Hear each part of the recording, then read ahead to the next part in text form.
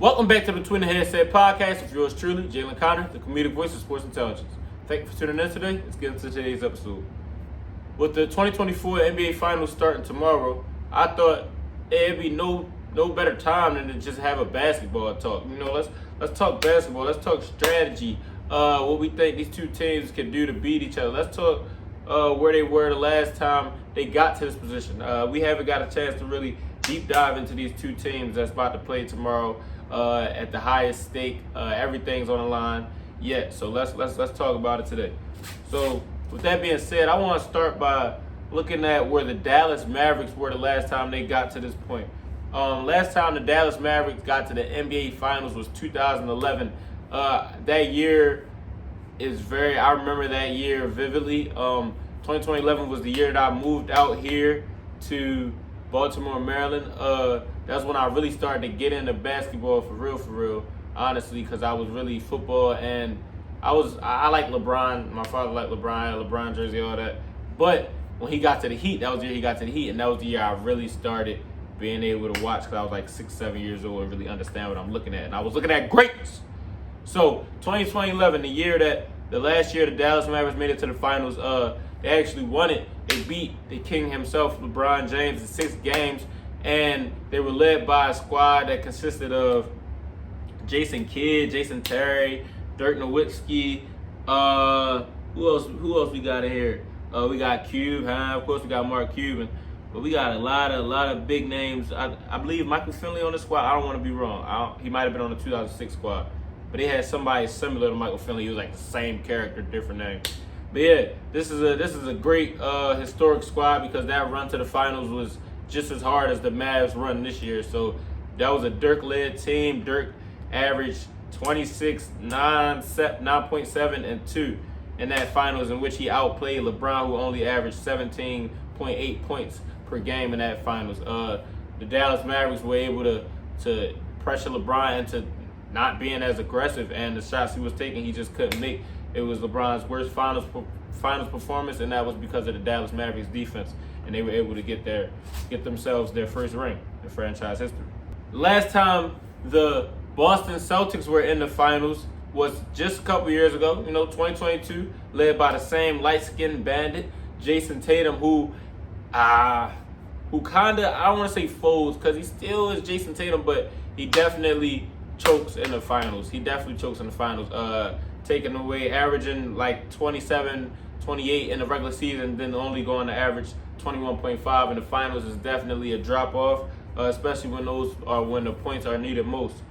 Jason Tatum had a couple poor shooting nights during that 6-game stretch against the Warriors, and he was playing a very hungry, a very goal-chasing Steph Curry, light-skinned assassin, and he had a lot of great games in which three-pointers were falling from everywhere. So the bad performances from Jason Tatum and Jaylen Brown combined was not enough at all to get it done against Stephen Curry, who was on a mission.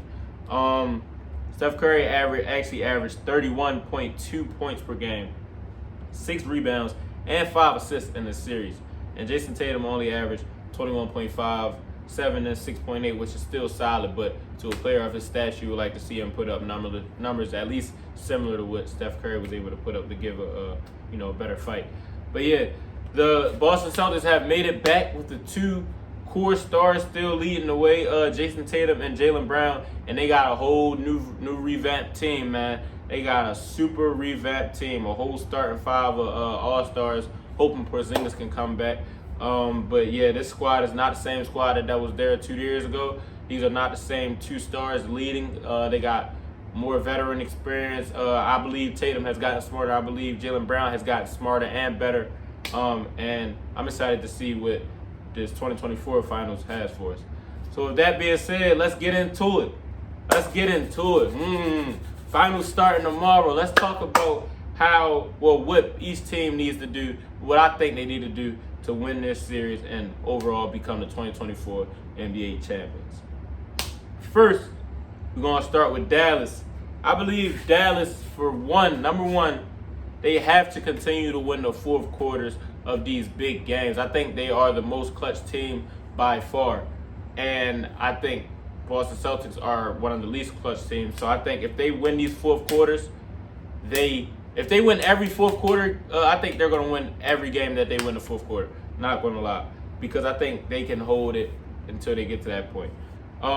They definitely need production from the three-point shooters, though, to be great, because they are playing the best three-point shooting team in the league, and they're definitely going to get them up.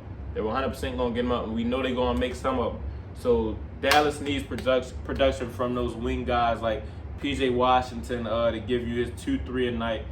Tim Hardaway, if he's coming back, or if he's going to get his minutes back up, you need 2-3 a night from him. Your shooters got to knock him down. I think they just got Kleber back. Kleber, he can give you 1 or 2 a night.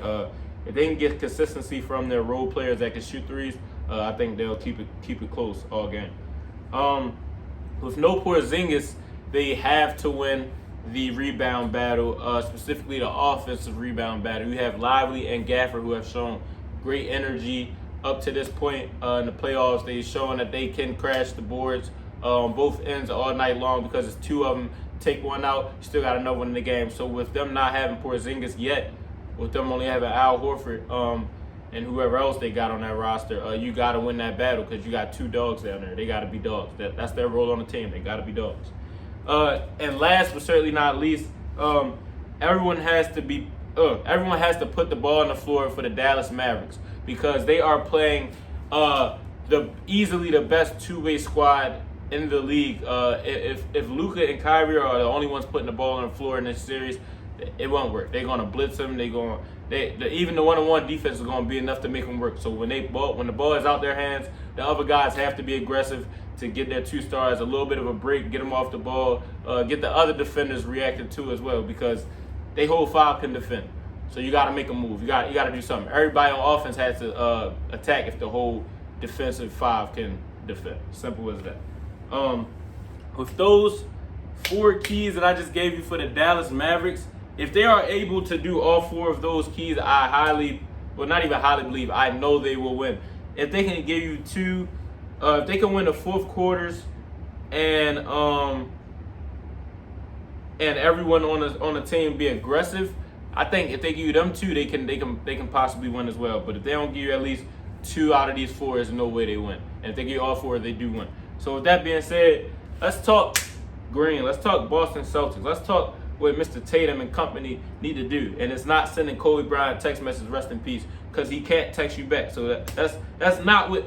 All right, Tatum, y'all gotta win this year. And y'all really don't, because y'all still got this same OP5 for however long they want to have him, which is cheating. But you gotta win this year, or I'm gonna do something about it. So first things first on the keys for the Boston Celtics to win the 2024 NBA Finals. Number 1, they have to generate turnovers with pressure on the role players that the Dallas Mavericks have. Like I said, the Dallas Mavericks have a lot of role players, but they're not necessarily ball dominant. They got a 2-headed snake who can handle the rock. So when the ball is out of Luka and Kyrie's hands, you have to be able to pressure these guys like P.J. Washington, Derrick Jones, Tim Hardaway, Josh Green. You have to be able to pressure them and make them turn the ball over, because they're not used to having to handle the ball. And they're going to have to this series, so you have to generate turnovers off of them. Number 2, they have to win first half of games. They have to win the first halves of these games, because Dallas Mavericks are the best fourth quarter team in the league. And me personally, I think if it's a tie game going into 5 minutes left, I got this from somebody else, but I agree with him. Like, if it's a tie game going with 5 minutes left in the game, I think that's the Mavericks game to win, because they are the most clutch team in the league. So they gotta have big first halves. They really need to win these first halves of the games to make up for the big second half that Dallas is going to have. Number 3, they have to knock down open threes, because the Dallas Mavericks have 2 bigs in the paint. You know, sometimes they play both of them at the same time. You have to be, and they still got a big squad around them. You have to be able to make these open threes, because the inside paint buckets are not going to be there, not going to be as easy as you may think, even with having Jason Tatum or Jaylen Brown. So they have to hit these open threes, which they have been able to do. That's why they had the best record in the league. So they have to continue to be able to hit open threes and be the team that they are. And last but not least, for the Celtics to win this 2024 NBA championship, they have to get the ball out of Kyrie and Luka's hands. You have to get the ball out of that. Bro, they're magicians with the rock. but they can't be magicians if they don't have the rock.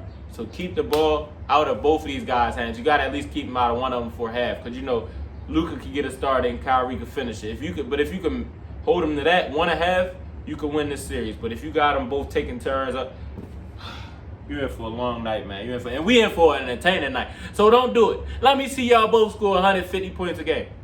Hey, I'm gonna watch. I'm gonna enjoy it. Matter of fact, don't guard Luka and Kyrie. I want to see them just have fun, play around with the ball. I'm gonna be eating my snacks like, how you do that? Nah, I gotta learn how to. Yeah, With that being said, that's gonna conclude this episode of the Between the Headset podcast. I'm excited for what the 2024 NBA Finals got in store for us. It starts tomorrow. Be there or be square, and I'll be back in a couple days. Like, comment, share, subscribe with your friends, and yiddy!